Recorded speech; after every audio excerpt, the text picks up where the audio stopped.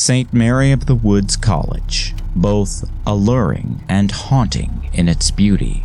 Countless souls have walked this old campus, and many ghostly legends have been told about wandering spirits in its buildings.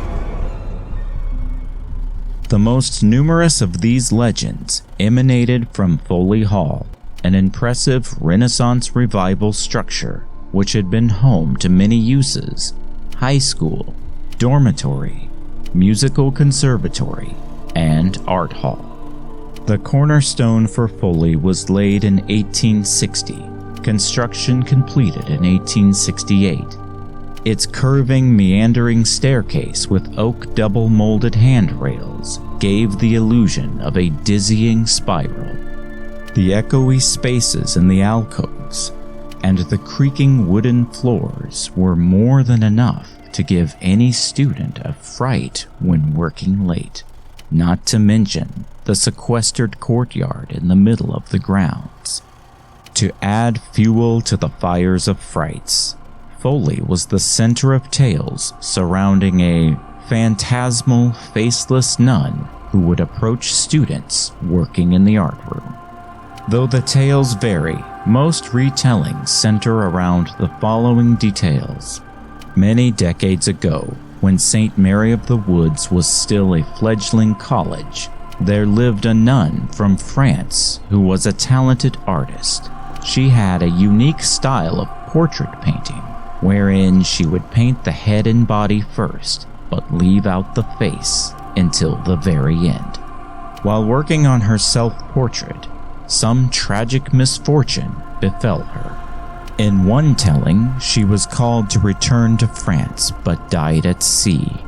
In other versions, she became terminally ill and was too weak to finish the painting. With her untimely death, her spirit took on the form of the faceless portrait, forever imprinted in history. Over time, the legend took on a life of its own. With each graduating class, students became enthralled with the tale of the faceless nun. In 1974, senior journalism student Don Tomaszewski set out on a quest to learn the truth.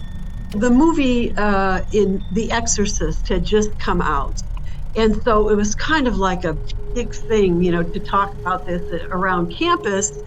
And how it got connected to this whole thing of the faceless nun was part of the myth, that in fact there was a ghost in Foley Hall named the Faceless Nun, and there'd been an exorcism. Ready to set the record straight, Dawn met Sister Esther Newport, who taught in the art department from 1931 to 1964. So we, as journalists, of course, were, out to get the story, as it were. And Sister Cordelia Moran was the chairperson of the journalism department and knew Sister Esther Newport very well.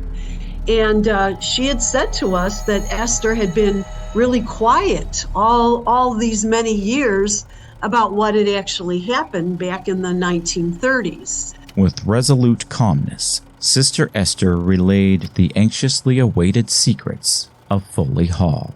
She began to speak of the 1930s, the time referred to as the Troubles of Foley Hall.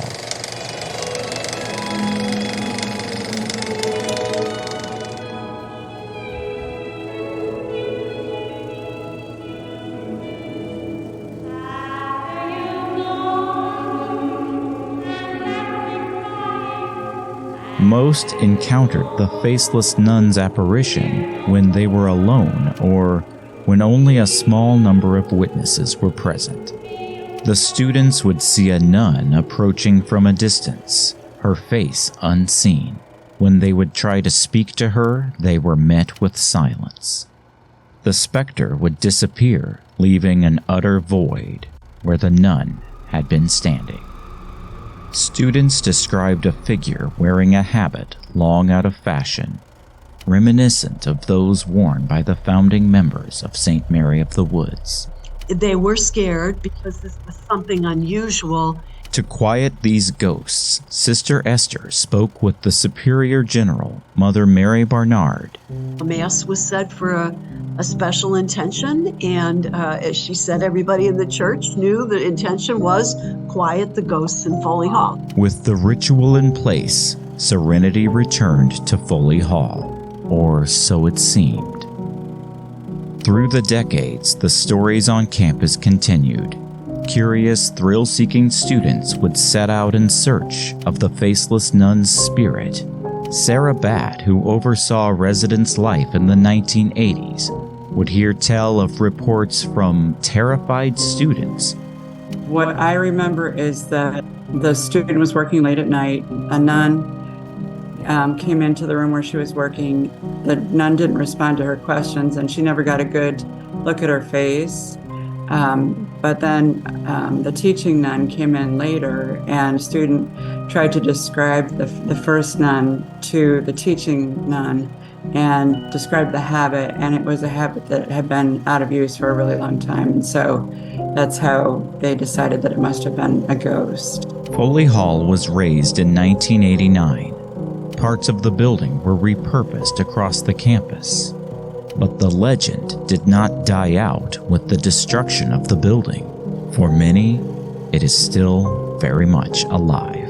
So I suspect that as long as this campus is here, and as long as it's dark at night and the big trees are out and there's shadows on the ground and we have these, big old buildings, we're going to find a way to keep alive that sense of the surreal